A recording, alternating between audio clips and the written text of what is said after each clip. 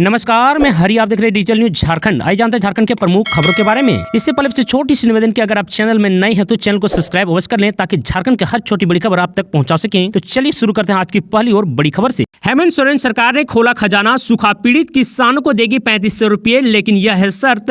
दरअसल आपको बता दूं, झारखंड के किसानों के लिए एक बड़ी गुड न्यूज है। सूबे की हेमंत सोरेन सरकार लगातार सुखाड़ की मार झेल रहे किसानों को 3500 रुपये की आर्थिक मदद देने जा रही है। सरकार की ओर से राज्य में इस वर्ष भी कम बारिश की वजह से 17 जिले के 158 प्रखंड को सुखाड़ क्षेत्र घोषित करने की अनुशंसा की गई है।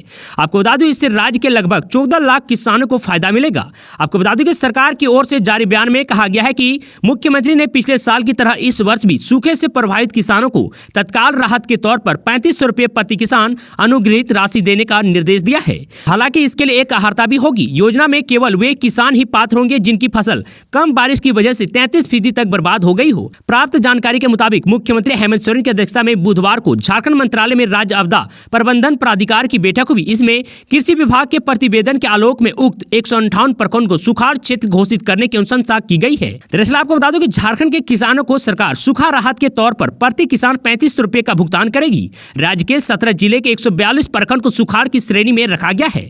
वहीं आपको बता दूं कि झारखंड के कृषि पशुपालन एवं सहकारिता मंत्री बादल पत्रलेख ने बताया कि देवघर और गोड्डा जिला की जमीन सर्वे रिपोर्ट दोबारा देने को कहा गया है।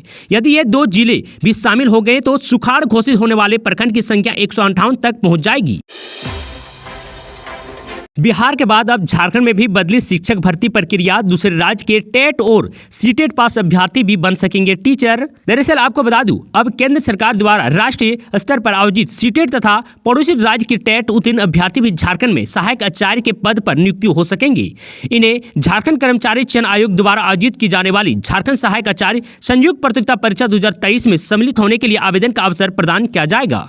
आपको बता दूं, झारखंड हाईकोर्ट के आदेश पर राज्य सरकार द्वारा यह निर्णय लिए जाने के बाद आयोग ने ऐसे अभ्यर्थियों से ऑनलाइन आवेदन लेने के लिए जल्द लिंक जारी करने का निर्णय लिया है। आपको बता दूं कि इसी के साथ आयोग ने इस परीक्षा की तिथि बढ़ा दी है। अब यह परीक्षा 10 फरवरी से संभावित है। पहले यह परीक्षा 12 जनवरी से ही संभावित थी। आपको बता दूं कि आयोग के अनुसार परीक्षा का विस्तृत कार्यक्रम ऐसे अभ्यर्थियों से ऑनलाइन आवेदन प्राप्त करने की प्रक्रिया पूरी होने के बाद नए अभ्यर्थी की संख्या के अनुसार परीक्षा दिवसों की आवश्यकता आकलन करते हुए प्रकाशित किया जाएगा। आपको बता दें कि झारखंड हाईकोर्ट ने विभिन्न याचिकाओं की सुनवाई करते हुए सीटेट उत्तीर्ण अभ्यर्थी को भी इस परीक्षा में सम्मिलित करने का आदेश दिया है। इस परीक्षा के माध्यम से सहायक आचार्य के 26,001 पदों पर नियुक्ति होनी है। मेयर का सपना देख रहे इन नेताओं को झटका, हेमंत सरकार ने एससी उम्मीदवार के लिए रिजर्व की सीट। दरअसल आपको बता दूं, धनबाद में मेयर बनने का सपना देख रहे नेताओं को झारखंड सरकार ने जोर का झटका दिया है। धनबाद मेयर सीट को अनुसूचित जाति एससी के लिए रिजर्व कर दिया गया है। सरकार के इस फैसले से धनबाद में कई दिग्गज नेताओं को झटका लगा है। 20 जून 2019 को धनबाद नगर निगम कार्यकाल समाप्त हो गया है। लगभग 4.5 साल बाद हाईकोर्ट के आदेश पर नगर निगम चुनाव होने की संभावना फिर से जगी है। आपको बता दूं कि धनबाद में मेयर की सीट के लिए दावेदारी की लंबी सूची है। इसमें सबसे पहला नाम पूर्व मेयर चंद्रशेखर अग्रवाल का आता है, लेकिन अब पूर्व मेयर चंद्रशेखर अग्रवाल सरकार के फैसले के बाद चुनाव नहीं लड़ पाएंगे। इसी तरह विधायक ढुलू महतो की पत्नी सावित्री देवी भी मेयर चुनाव के लिए अपने आप को दावेदार घोषित कर चुकी थी। उनके लिए भी अब यह सपना ही रह जाएगा। आपको बता दूं कि पूर्व में इंदु देवी ने भी चुनाव लड़ने की घोषणा कुछ दिन पहले ही की थी, लेकिन सीट आरक्षित होने पर वह भी चुनाव नहीं लड़ पाएगी। सूची में टुंडी विधायक मथुरा महतो के पुत्र दिनेश महतो और आजसू जिला अध्यक्ष मंटू महतो का नाम भी शामिल था, लेकिन इन दोनों नेताओं को भी राज्य सरकार के निर्णय पर निराशा हुई है। वहीं आपको बता दूं कि झारखंड सरकार ने प्रदेश के मेयर के पदों को म्यूजिकल चेयर बना दिया है। धनबाद के लिए तीसरी बार मेयर सीट का आरक्षण बदल गया है। पहली बार 2021 में धनबाद सीट ओबीसी के लिए आरक्षित किया गया था। फिर 2022 के नवंबर में महिलाओं के लिए रिजर्व किया गया था। अब इस सीट को एससी के लिए रिजर्व कर दिया गया है। झारखंड में शहरी मजदूरों की बल्ले बल्ले, गांव वालों से ज्यादा मिलेगी मजदूरी। हेमंत सरकार ने लिया बड़ा फैसला। दरअसल आपको बता दूं, हेमंत सरकार ने अब विभिन्न क्षेत्रों के लिए अलग अलग न्यूनतम मजदूरी लागू करने का निर्णय लिया है। नगर निकाय क्षेत्र में न्यूनतम मजदूरी अधिक होगी, अन्य क्षेत्रों में इससे कम मजदूरी लागू होगी। इसे लेकर विभिन्न क्षेत्र को शहरीकरण के आधार पर 3 श्रेणियों में बांटा गया है। साथ ही न्यूनतम मजदूरी के संशोधन करते हुए इसकी राशि भी बढ़ाई गई है। फिलहाल इस पर लोगों से आपत्ति मांगी गई है। आपको बता दें कि आपत्तियों पर विचार करने तथा 2 माह बाद इसे लागू किया जाएगा। मुख्यमंत्री हेमंत सोरेन का बड़ा फैसला, जेल में बंद इतने कैदी जल्द आएंगे बाहर, अफसरों को दिया निर्देश।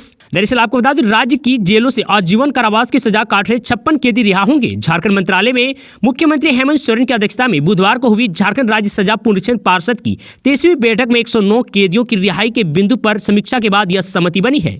तो वहीं मुख्यमंत्री ने अधिकारियों को निर्देश दिया है और कहा है कि अक्सर देखा गया है कि जेल से बुजुर्ग कैदी रिहा किए जाते हैं, उन्हें उनका परिवार अपनाने के लिए आगे नहीं आता है। ऐसे बुजुर्ग कैदियों को सरकार के यूनिवर्सल पेंशन स्कीम से जोड़ा जाए ताकि उन्हें इस तरह के हालात में इधर उधर भटकना ना पड़े।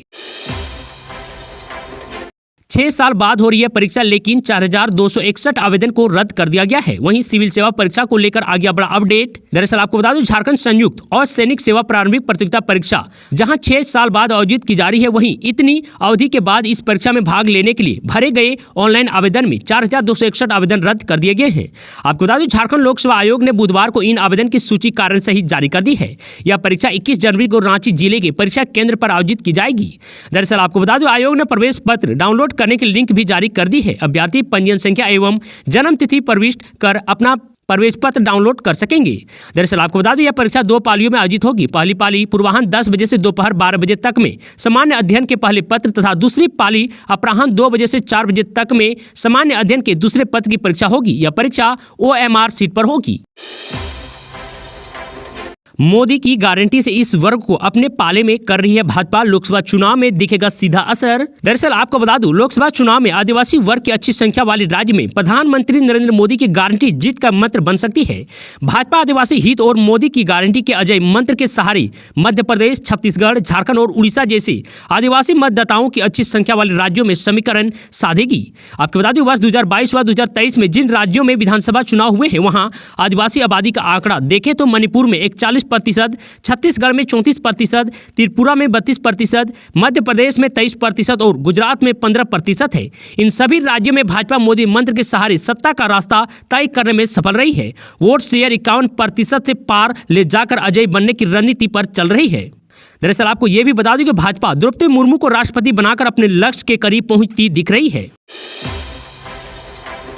रामगढ़ में तड़के हादसा, बोलेरो ने खड़े ट्रक को ठोका, मां बेटे समेत 3 की मौत। दरअसल आपको बता दूं, रजरप्पा थाना क्षेत्र के चितरपुर प्रखंड अंतर्गत सोंड में बुधवार तड़के 3 बजे भीषण सड़क हादसा हुआ। इसमें 3 लोगों की मौत हो गई है। आपको बता दूं, 3 घायलों की स्थिति गंभीर है। दरअसल आपको बता दूं, रामगढ़ के चेटर गांव के 10 लोग बोलेरो से घूमने के लिए पारसनाथ जा रहे थे। तड़के 3 बजे के करीब धुंध के कारण बोलेरो ड्राइवर ने एक खड़े ट्रक को पीछे से जोरदार टक्कर मार दी। गाड़ी पर सवार रीमा देवी 25 वर्ष और उसके 1.5 वर्ष के बेटे प्रशांत कुमार की घटनास्थल पर ही मौत हो गई। घायलों में बालो देवी 40 वर्ष की रिम्स में इलाज के दौरान मौत हो गई है। आपको बता दो, हादसे में 3 लोग गंभीर रूप से घायल हैं। इनमें बिंदिया देवी, पंकज कुमार और बबीता देवी शामिल है। सभी का इलाज रिम्स में चल रहा है।